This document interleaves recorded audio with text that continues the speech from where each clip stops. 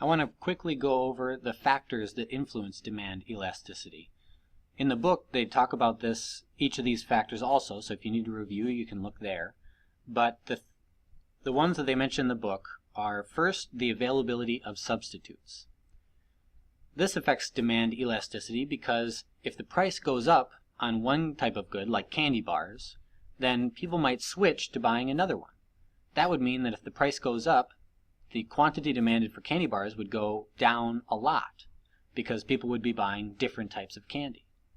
And if the price of candy bars went down, people would buy a lot more candy bars because people who were usually buying other types of candy would substitute candy bars instead, and everyone would be buying candy bars if they're cheaper.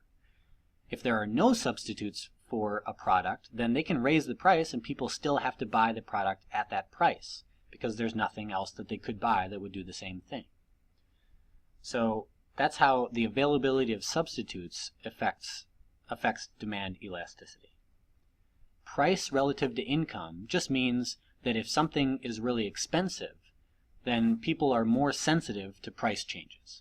So if you're thinking about buying a laptop and all of a sudden they double the price of a laptop, you're going to probably not buy that laptop because it's expensive relative to the amount of money you actually have.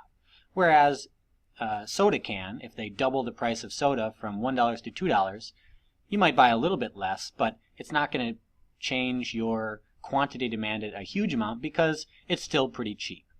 So price relative to income definitely matters in terms of demand elasticity.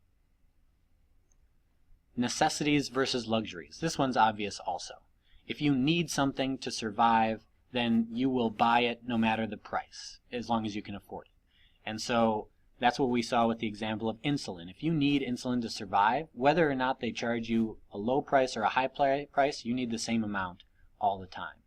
Luxuries, on the other hand, like junk food or trips to the movie, you might say, well, if the price rises, I'll just give it up. Or if the price drops, I'll get more of it.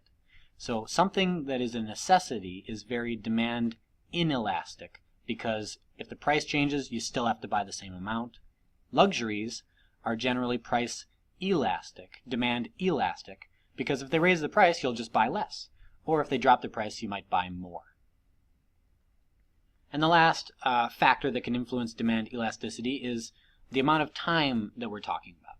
If gas prices rise all of a sudden, everyone will probably still need to buy about the same amount of gas because they have their habits, they have their jobs, they have the places they need to go. But if the price remains high, they might find other ways not to use as much gas. They might carpool, they might buy more fuel-efficient cars, they might take the bus more. So after a little bit of time, the quantity demanded might go down if price spikes up. But right away when gas prices rise, quantity demanded stays about the same. So time also matters. The longer people have to adjust to a given price, the more quantity demanded might change. Again, if you're confused about any of these, go ahead and reread that section of the book, but I hope this helped clarify a little bit.